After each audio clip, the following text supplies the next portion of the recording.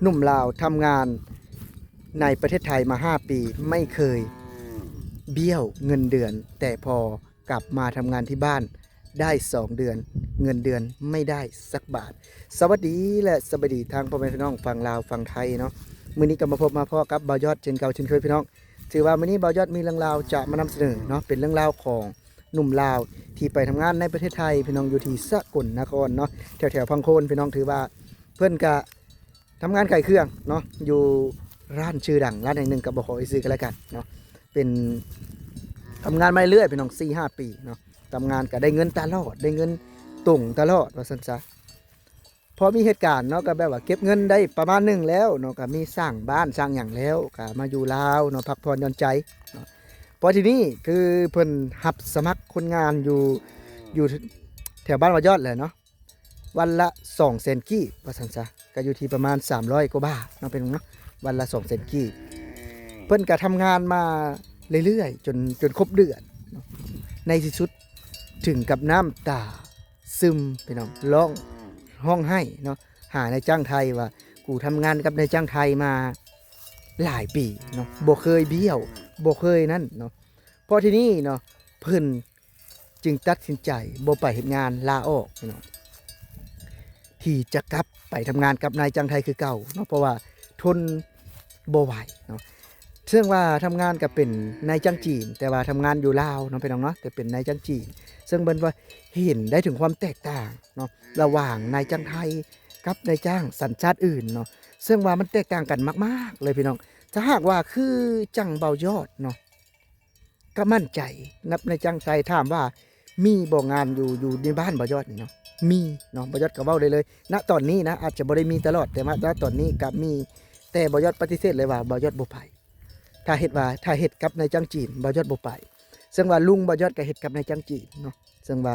ญาติเมียนะพี่น้องเพิ่นได้เดือนละ10 ล้านกีบเนาะก็10,000 กว่าบาทเดือนหนึงเนาะเกือบ 20,000ถามว่าเบายอดเข้าไปก็จะได้เท่าไหร่ก็ประมาณ5 ล้าน 6 ล้านเนาะก็ประมาณ10,000 บาทถามว่าเบายอดไปบ่เบายอดบ่ไปเนาะเพราะว่าเบายอดชอบที่จะไปทำงานในประเทศไทยมากกว่าพี่น้องถ้าว่าเป็นหยังคือบ่ทำงานอยู่ลาว1มันบ่ได้แม่นคนลาวพี่น้องเนาะนายจ้างบ่ได้แม่นคนลาวเบายอดก็เว้าภาษาจีนบ่ได้และเบายอดก็บ่อยากได้วัฒนธรรมแบบนั้นหรือว่า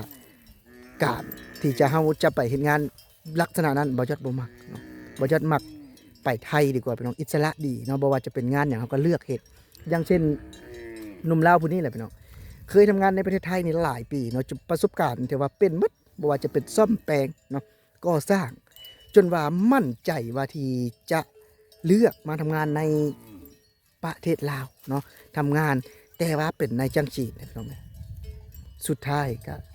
บ่ได้เนาะสุดท้ายก็อดบ่ได้เพราะว่าบ่จ่ายเงินเดือนพี่น้องเราก็เฮ็ดเต็มที่คือเฮ็ดกับนายจ้างไทยเนาะแต่ผลตอบแทนพี่น้องเอาจนว่าห้องหาเนาะห้องหานายจ้างไทยแบบว่าเป็นหยังคือเฮ็ดแบบนี้เนาะเป็นหยังคือแบบว่าบ่จ่ายเงินทั้งที่ก็เฮ็ดเงินเนาะเฮ็ดงานตามปกติเนาะจนแบบว่าจบเนาะจนแบบว่าจบเดือนแต่สุดท้ายเนาะพี่น้องเนาะต้องรอเนาะเพิ่นก็ตัดสินใจลาออกรวมกับเดือนกว่าแล้วพี่น้อง2 เดือนแล้วเนาะที่ไปทำงานก็ตัดสินใจลาออกเนาะลาออกจากงานว่าซั่นซะเพื่อรอเงินจากการทำงานเนาะแต่บ่ฮู้ว่าเดือนใดจะได้เพราะว่าเพิ่นก็จะเอาเงินตรงนี้ไปประเทศไทยไปทำงานในประเทศไทยนี่แหละคือแสดงให้เห็นว่าการที่จะมีงานในสปปลาวบ่แม่นบ่มีงานเนาะแต่ว่าเป็นอย่างคนลาวคือเลือกไปประเทศไทย1เรื่องเงินเดือนพี่น้องบ่ซัวเนาะบ่ซัวคือการทำงานในประเทศไทยในประเทศไทยนี่บ่ยอดเว้าได้เลยว่า1เนาะมีความซัวทางด้านเงินเดือนและ2นายจ้างไทยใจดีมากๆเนาะอันนี้บ่ยอดบ่ได้อวยนะแต่บ่ยอดเว้าในมูลความจริงที่บ่ยอดได้เฮ็ดงานกับนายจ้างไทยนี่5-6 บ่อนแล้วบ่ยอดได้เฮ็ดงานกับนายจ้างไทยเนาะก็ยังแบบว่าบ่ยอดประทับใจตลอดนะแล้วเป็นหยังบ่ยอดคือบ่อยู่หม้องเก่าทว่าดีเนาะหลายคนก็ว่ากันสิเรื่องดีเนาะกับเรื่องทำงานมันก็คนละเรื่องกันพี่น้องการทำงานที่เฮาเฮ็ดได้ดีแล้วเฮาสบายใจแล้วเนาะเฮาก็เฮ็ดได้แต่ถ้าหากว่ามื้อใดที่แบบว่าห่างกายเนาะเฮาบ่ตอบโจทย์สบายใจก็จริงแต่ห่างกายเฮาอาจจะบ่ได้ในณตรงนั้นคือบ่ยอดเลี้ยงไก่เนาะบ่ยอดก็ ยอมตัดสินใจที่จะลาออกมาเนาะบ่แม่นบ่ยอดบ่สบายใจที่แบบว่านายจ้างไทยบ่แม่นบ่ได้ใจดีเด้ในทางใดใจดี แต่ว่าบ่ยอดทางกายเพราะว่าบ่ยอดเฮ็ดงานหนักซุมื้อเนาะเพิ่นเนาะบ่ยอดก็เลยแบบว่ามาเซาเมื่อยพักผ่อนหย่อนใจหย่อนอารมณ์เนาะถือว่า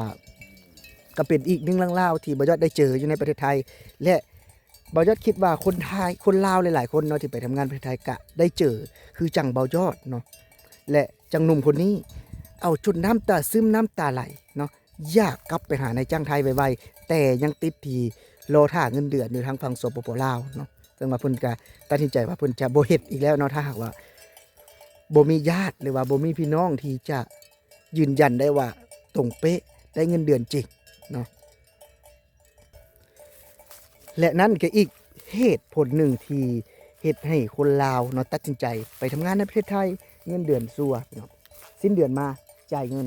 บางเทื่อกะเดือน1ออก2เทื่อพี่น้องออกเป็น15มื้อเทื่อหนึงเนาะนี่คือแนวคิดของคนไทยพี่น้องเพิ่นจะบ่ได้รอช้าเนาะบ่ได้รอสิ้นเดือน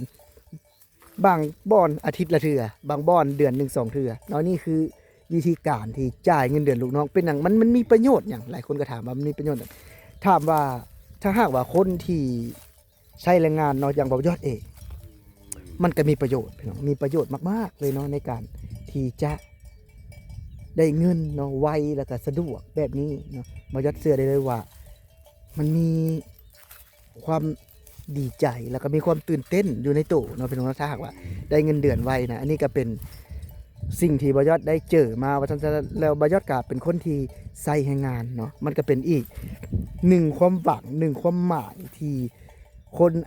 นมีเงินอาจจะมองบ่เห็นค่าในณตรงนี้เนาะแต่ว่าคือคนไทยพี่น้องบ่ว่าจะมีเงินหรือบ่มีเงินเพิ่นออกเงินให้เฮาตรงเป๊ะนั่นแหละคือสิ่งที่เฮาตามหาเนาะสิ่งที่เฮาแบบว่าอยากให้มันเกิดขึ้นกับตัวเฮาเนาะหลายคนก็ได้เงินเดือนออกนี่หลายคนนี่เพื่อเอาเงินก้อนนี้เนาะมาสร้างมาใช้ชีวิตให้พ่อให้แม่เนาะพี่น้องเนาะที่แบบว่าคอยที่จะรอเงินจากเฮาณตรงนี้บางคนก็มีลูกมีเต้าเรื่องเนาะนี่ก็เป็นอีกหนึ่งเรื่องราวที่ได้เห็นได้สัมผัสเนาะก็เลยเล่าให้พี่น้องได้ฟังกันพี่น้องแต่สำหรับผู้ใดที่เข้ามาเบิ่งเนาะคลิปบ่ยอดก็ผู้ใดที่เข้ามากดไลค์กดแชร์ก็ขอบคุณขอบบุญขอบคุณเนาะที่ซัพพอร์ตบ่ยอดมาตลอดเนาะซัพพอร์ตแบบว่าเบิ่งคลิปให้บ่ยอดเนาะแล้วก็